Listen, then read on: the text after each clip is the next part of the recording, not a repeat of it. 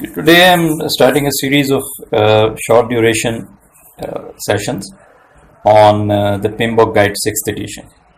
Today is the first session and I will be talking about the introduction of the PMBOK Guide, its purpose, and why it is published. The discipline of project management has been in practice, as we all know, for many years, for hundreds of years or even thousands of years. And we can see around us many outcomes that are a result of this practice. For example, pyramids in Egypt and the Great Wall of China, different forts that we can see, the different archaeological sites that we can go and visit and see the grand projects that the people in the past executed, and the Suez Canal and many other examples. And these examples are actually a proof that people in the past used to practice the discipline of project management. They used some skills, some procedures and processes to execute their projects within a specified budget and within a specified duration. They completed their projects, and the recognition of project management as a management discipline is a very recent development. In the mid of 20th century, the project managers, the people who were involved in the practice of project management started to seek recognition of their skills as a management discipline, and towards that end, one of the first milestones was the compilation and acceptance and consensus of a body of knowledge related to project management. Since it's a huge volume of body of knowledge that is related to the project management is a big domain. So it was not possible to compile or contain the whole set of the body of knowledge and all the details specific to all industries and every kind of projects that are executed everywhere. So it was decided to compile a subset of that greater volume of project management, and that subset is actually the generally accepted good practices. Generally accepted good practices are those practices that are generally or generically applicable to any project, not specific to any industry or not specific to any geographical location or etc. So it can be the generally accepted practices would be applicable generically to any project anywhere in the world. And by good practice means that those practices enhance the chances of a project to be executed successfully and it getting the objectives and results with which that project was initiated.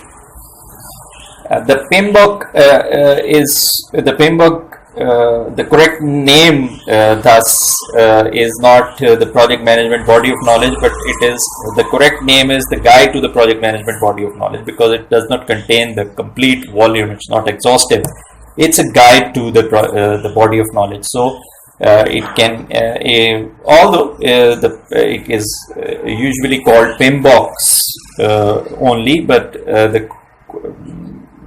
with that context, the more correct name is, which is actually its full name, is a Guide to the Project Management Body of Knowledge.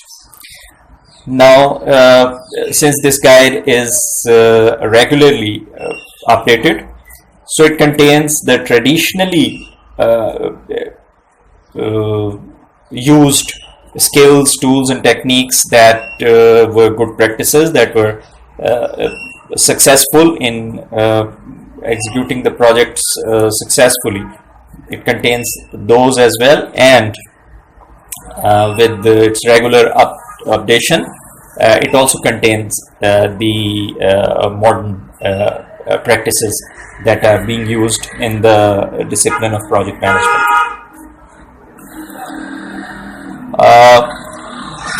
Now, since the PMBOK guide contains a subset of the project management body of knowledge.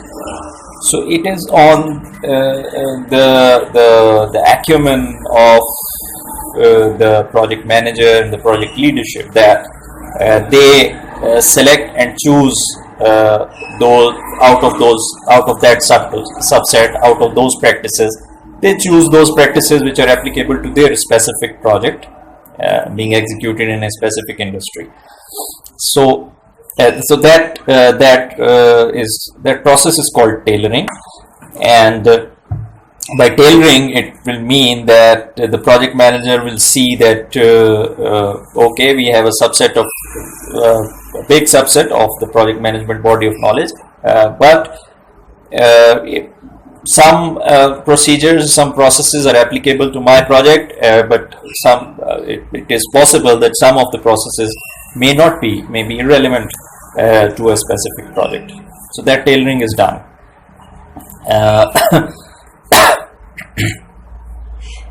One last thing for this short talk is that the PMBOK guide is actually not a framework, and it is not a framework, and it is not a methodology either.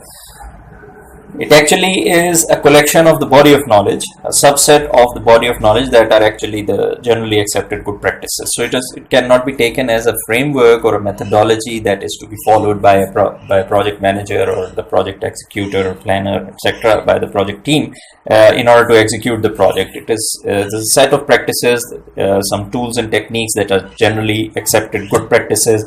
A project manager, a project team can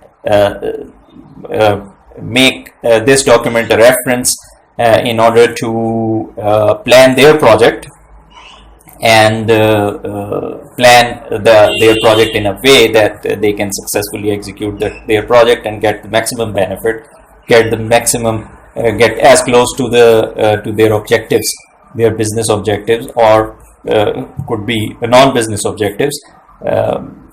So the PMBOK guide is actually a set of body of knowledge that are generally accepted good practices, and it's not a framework or a methodology to be followed by the project manager. Thank you for listening.